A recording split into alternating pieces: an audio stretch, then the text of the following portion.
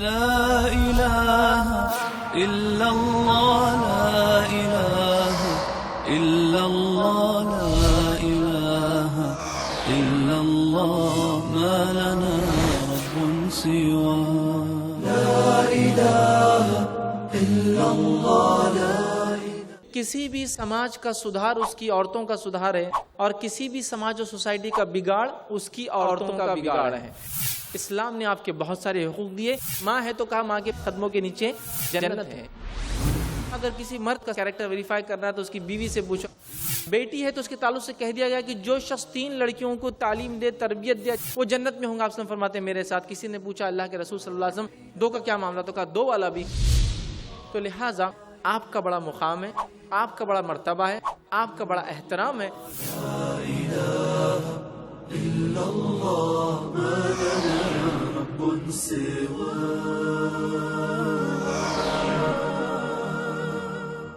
سب سے پہلی چیز تو یہ کہ غلط فہمی پائی جاتی ہے، وہ یہ ہے، اور خاص طور سے خصوصاً عورتوں میں، کہ ہر بار ایسا ہی عنوان کیوں رکھا جاتا ہے کہ ہمارے ہی حق بتائے جاتے ہیں، ہماری ذمہ داریاں۔ مردوں کے بھی تو کبھی بتائے جائیں کہ یہ مردوں کے حقوق ہے، یہ ان کی ذمہ داریاں ہیں۔ تو یاد رکھیے اس غلط فہمی کی شکار عورتیں نہ ہوں کہ وہ عمل نہیں کرتی یا ان میں بگاڑ زیادہ ہے، لہٰذا ہم بار بار ان کو ان کے حقوق، ان کی ذمہ داریاں دلا رہے ہیں۔ تو بہرحال آپ سے اس لیے گزارش کی جاتی ہے، آپ کو اس لیے ریمائنڈر دیا جاتا ہے، وہ اس لیے کہ آپ کی ذمہ داریاں اتنی بڑی ہے اللہ تعالیٰ نے دی ہے کہ آنے والی نسلیں جو ہوتی ہیں وہ آپ سے ہی پیدا ہوتی ہے، آپ سے جنم لیتی ہے۔ جتنے دنیا میں مرد اور عورتیں آتی ہیں وہ سارے کے سارے عورتوں سے ہی آتے ہیں۔ ماں کے ذریعے جو بچے دنیا میں آتے ہیں، چاہے وہ لڑکے ہوں یا لڑکیاں ہوں، وہ عورتوں سے آتے ہیں۔ کہ کسی بھی سماج کا سدھار اس کی عورتوں کا سدھار ہے، اور کسی بھی سماج اور سوسائٹی کا بگاڑ اس کی عورتوں کا بگاڑ ہے۔ اگر کسی سماج میں عورتیں سدھر جاتی ہے تو اس سماج میں سدھار آ جاتا ہے، اور اگر کسی سماج میں عورتیں بگڑ جاتی ہے، جو بگاڑ اس سے پیدا ہوتا ہے اس کی اصلاح نہیں کی جا سکتی ہے۔ بیٹیوں کے قتل کو حرام قرار دیا اسلام نے۔ سورہ تکویر میں کہا کہ اللہ سبحانہ تعالیٰ روز قیامت اس بچی سے وَإِذَا الْمَوْءُودَةُ سُئِلَتْ بِأَيِّ ذَنبٍ قُتِلَتْ، اس بچی سے جس کو مار دیا گیا، زندہ دفنا دیا گیا، سوال کریں گا تجھے کس جرم میں مارا گیا۔ تو یہاں دیکھیے اس کی زندگی کو جو محفوظ کیا گیا سب سے پہلے بیٹی ہونے کے ناطے، اس کی پیدائش کے بعد اس کی تعلیم، تربیت، پرورش اور نکاح کرنے پر یہ کہا گیا کہ اگر 3 کا کر دے تو وہ جو جنت میں ساتھ ہوں گا نبی اکرم صلی اللہ علیہ وسلم کے، 2 ہو تو جنت میں وہ ساتھ ہوں گا۔ اس طرح کے جو اسے جو حق دیے گئے یاد رکھیں۔ اسی طرح نبی اکرم صلی اللہ علیہ وسلم کو آپ دیکھیے، خود آپ کی کتنی محبت تھی لڑکیوں سے، خود آپ کو بیٹیاں تھیں، آپ کی نواسیوں کے ساتھ دیکھیے آپ کا کیا معاملہ تھا۔ تو اس سے پتہ چلتا ہے اسلام میں بیٹیوں کا بڑا مقام ہے، یاد رکھیے۔ اور ہم دیکھتے ہیں کہ بیٹیاں بیٹوں کے مقابلے میں والد پر زیادہ اثر انداز ہوتی ہے۔ یہ بات کی گواہی ہم سب دے سکتے ہیں، جب چھوٹے تھے یا جو لوگ چھوٹے وہ بھی ابھی گواہی دے سکتے ہیں کہ اگر بیٹا اور بیٹی 2 لوگ والد کے پاس آ جائے اور ایک فرمائش رکھے گی کرنا ہے، تو والد کس کی فرمائش پہلے پوری کرتے ہیں؟ بچی کی کرتے ہیں، اپنی بیٹی کی کرتے ہیں۔ تو بھائی بہنوں میں جھگڑا چلتے رہتا، ارے ابا آپ کی سنتے میری نہیں سنتے، تمہارا سب ہوتا ہے میرا نہیں ہوتا ہے نا۔ تو آپ دیکھیے یہ اسلام کے حق تھے جو اس نے دیے، جس کے نتیجے میں بیٹیوں کی محبت یہ راسخ ہے مسلمانوں کے دلوں میں، محبت کرتی ہے۔ الگ بات ہے آج اس ماحول میں جہاں عورتوں پر ظلم کو فیشن بنا لیا گیا ہے، وہاں لڑکیوں کو پیدائش سے پہلے جو ہے آج مختلف قسموں سے مار دیا جا رہا ہے۔ لیکن الحمدللہ عمومی اعتبار سے مسلمان اپنی بچیوں کو نہیں مارتے ہیں، ان کو پیدا کرتے ہیں، ان کے ساتھ سب سے بہترین سلوک کرتے ہیں جو کرنا چاہیے، یاد رکھیں۔ تو یہ حق دیا بیٹی ہونے کے ناطے، ٹھیک ہے۔ اسی طرح اگر ہم آگے بڑھے، یہی بیٹی جو ہے بیوی بنتی ہے پھر، ٹھیک ہے، دوسرا اسٹیج اس کی زندگی کا۔ بیوی ہونے کے ناطے دیکھیے کیسے اس کو سماجی حقوق دیے کہ نکاح ہوگا تو شوہر اس کو کچھ مہر ادا کرے گا۔ کوئی آدمی کیسا ہے آپ سے فرماتے معلوم کرنا ہے تو اس کی بیوی سے، اس لیے کہ تم میں سب سے بہتر وہ ہے جو اپنے بیویوں سے سب سے بہتر ہے، اور میں تم سب میں سب سے بہتر ہوں، آپ نے فرمایا، ٹھیک ہے۔ تو بیوی بتائیں گی کون سا انسان اچھا ہے یا کون سا مرد اچھا نہیں ہے، اس کو یہ حق دے دیا، ٹھیک ہے، یہ مقام دے دیا، یاد رکھیں۔ اسی طرح ہم دیکھتے ہیں کہ ان کو یہ حق دیا کہ اپنے نکاح کے اندر ان کی مرضی کو شامل کر دیا، جس کو ایجاب اور قبول کہتے ہیں عام زبان میں۔ یہ کنڈیشن ہے نکاح کے کنڈیشن وہ چیز ہوتی ہے، شرائط جس کو کہتے ہیں، جس کے نکل جانے سے وہ عمل ناقص ختم ہو جاتا ہے، وہ عمل جو ہے بیکار ہو جاتا ہے، یاد رکھیں۔ تو کنڈیشن رکھ دی ایجاب اور قبول، لڑکے کو لڑکی پسند، لڑکی کو لڑکا پسند ہو۔ یہ اس زمانے میں جس زمانے میں لڑکیوں کو بوجھ سمجھ کے لوگ کسی کے ساتھ بھی نکاح کر دیتے، یا جو ہے کسی کے ساتھ بھی عام زمانے کو باندھ دیتے تھے، کہا نہیں اس کی بھی اجازت لی جائیں گی، یہ حق اس کو دیا، ٹھیک ہے۔ شادی سے پہلے، شادی کے بعد مہر کا حق دیا، اس کے بعد شوہر اس پر خرچ کریں گا، یہ اس کو حق دیا۔ تو اسلام نے بیوی ہونے کے ناطے بہت سارے حقوق جو ہے ایک عورت کو دیے. اسی طرح یہی بیوی پھر ماں بن جاتی ہے. تیسرا رول جو عورت کا ہوتا ہے سماج میں. تو ماں ہونے کے ناطے کیا حق دیے میں سمجھتا ہوں سب جانتے ہیں. صحیح بخاری کی روایت ہے, نبی اکرم صلی اللہ علیہ وسلم کے پاس ایک شخص آیا کہ اللہ کے رسول صلی اللہ علیہ وسلم میری خدمت کا مستحق کون ہے؟ تو کہا تیری والدہ. کہا اس کے بعد سیکنڈ؟ تو کہا تیری والدہ. کہا اس کے بعد اور تھرڈ؟ تو کہا تیری والدہ. کہا اس کے بعد؟ تو کہا والد. تو اندازہ لگائیے 3 مرتبہ کہا ماں ماں اور ماں, پھر کہا والد. تو اس سے پتہ چلتا ہے ماں کا کیا مقام اسلام دے رہا ہے. ماں کی قدموں کے نیچے آپ سے فرماتے جنت ہے. ٹھیک ہے. اسی طرح حاکم کی روایت میں آپ نے فرمایا کہ لعنت ہو شخص پر جس کو اس کی زندگی میں بڑھاپے کی حالت میں والدین میں سے دونوں یا دونوں میں سے کوئی ایک مل جائے اور ان کی خدمت کر کے جنت حاصل نہ کر سکے تو آپ نے اس شخص پہ لعنت بھیجی.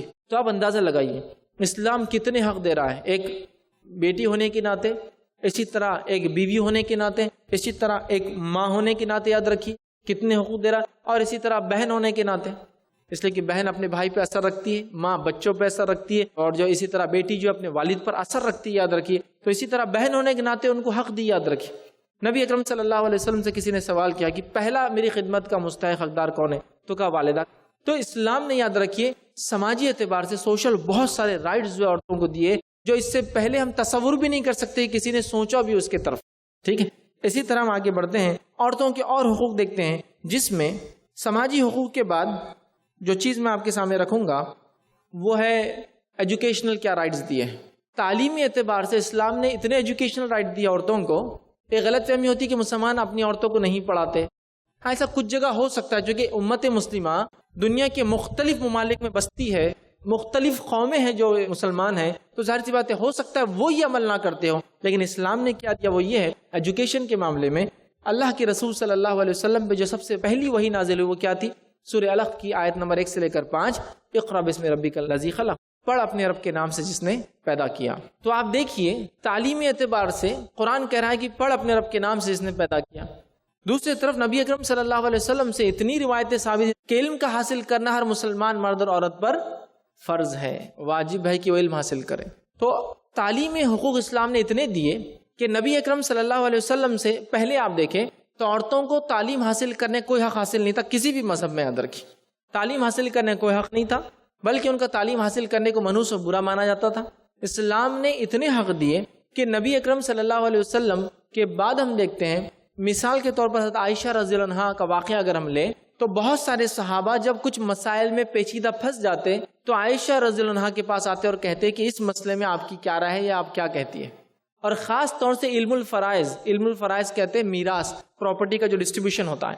تو علم الفرائض کے اعتبار سے بہت سارے پیچیدہ مسائل جب آتے تو کبار صحابہ بھی عائشہ رضی اللہ عنہا کے پاس آتے اور آپ سے سوال کرتے ادبن کی اس کا کیا مسئلہ ہوگا, اور آپ اس کا حل نکال کے دیتی. جبکہ ہم جانتے علم الفرائض یہ فریکشنز ہوتے, 1/something 1/8 1/3 2/3 اس طرح سے ہوتا ہے. یہ فریکشنز ہوتے اور جنرلی بہت مشکل ہوتا ہے فریکشنز کو سالو کرنا جس کا رزلٹ equal to 1 آنا چاہیے پورا. تو آپ پیچیدہ مسائل کو حل کر کے بتاتی, صحابہ آ کے آپ سے سوال کرتے اور آپ کے تعلق سے آتا ہے کہ 36 مردوں نے آپ سے علم حاصل کیا جس میں خاص طور سے آپ کے بھتیجے اور بھانجے بھی شامل تھے جو سیدھا جاتے, جن کی آپ خالہ اور جن کی جو ہے پھوپھی تھی, پردہ نہیں تھا, وہ اندر جاتے تھے اور بات چیت کرتے تھے اور علم سیکھتے تھے. تو 36 لوگوں نے آپ سے علم حاصل کیا. اور اسی طرح آپ کے تعلق سے بہت سارے اقوال موجود ہے کہ تفسیر, علم الفرائض, تاریخ اور ادب پہ عربی, ان سے زیادہ جو علم رکھنے والا کوئی نہیں تھا. تو یہ اسلام کی دین تھی کہ عورتوں کو حق دیا علم کو حاصل کرنے کا, تعلیم کا, اور یہی اسلام کی خصوصیت تھی جس کے نتیجے میں ہم دیکھتے ہیں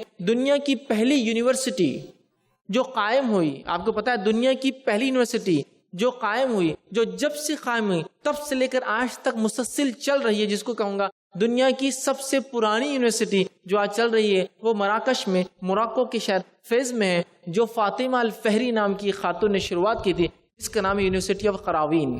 اس یونیورسٹی کو یہ اعزاز حاصل ہے جب سے شروع ہوئی تب سے لے کر آج تک کنٹینیوسلی رن ہو رہی ہے, جس کو Guinness book of world record نے یہ اعزاز دیا ہے کہ جب سے شروع ہوا یہ انسٹیٹیوشن تب سے لے کر آج تک چل رہا ہے, آج بھی یونیورسٹی رننگ کنڈیشن میں. تو یہ اسلام کی آزادی تھی جو عورتوں کو دی اس نے کہ علم حاصل کرو, کہ یہ انسٹیٹیوشن انہوں نے ڈالے, نظم قائم کی تعلیم اور علم کے. اور آپ کو پتا یونیورسٹی کی خصوصیت یہ ہے کہ کیتھولک چرچ کے ایک پوپ نے بھی یہاں سے علم حاصل کیا تھا, یہیں کے وہ جو گریجویٹ تھے.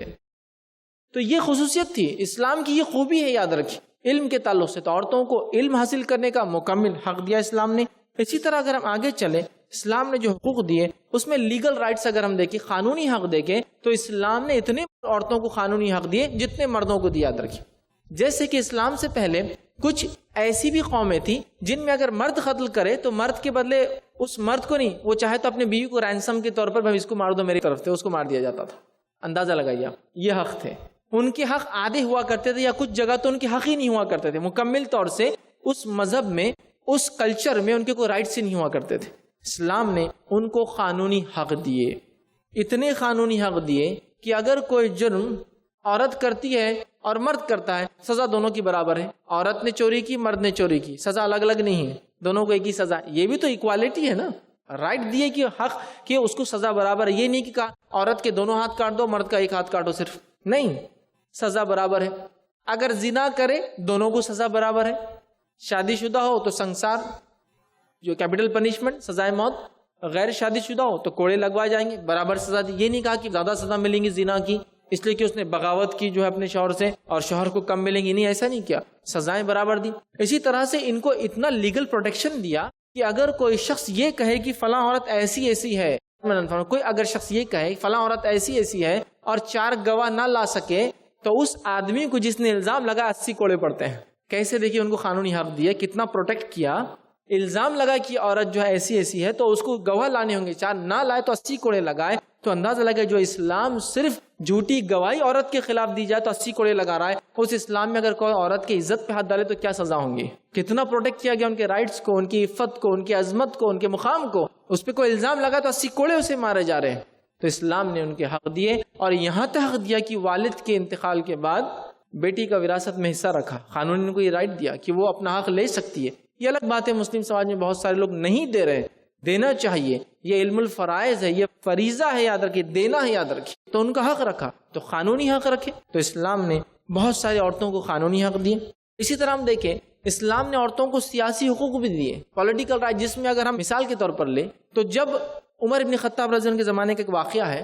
عمر ابن خطاب رضی اللہ عنہ کھڑے ہوئے اور ایک مرتبہ یہ کہا کہ میں چاہتا ہوں کہ مہر کی کوئی رقم فکس کر دیتے ہیں، طے کر دیتے ہیں تاکہ تھوڑا ہلکا ہو اور آسان ہو. تو ایک عورت کھڑی ہوئی اور کہا عمر، جس معاملے میں اللہ نے قرآن میں کہا کہ اگر تم انہیں خزانہ بھی دو، ایک سونے کا پہاڑ بھی دو تو واپس نہ لو، تو تم کون ہوتے ہو یہ بولنے والے کہ مہر کی رقم طے کی جائے. عمر ابن خطاب رضی اللہ عنہ فرمایا کہ عورت نے سچ کہا اور عمر غلطی پہ تھا، اپنی بات کو واپس لے لیا. لا الہ الا اللہ، لا الہ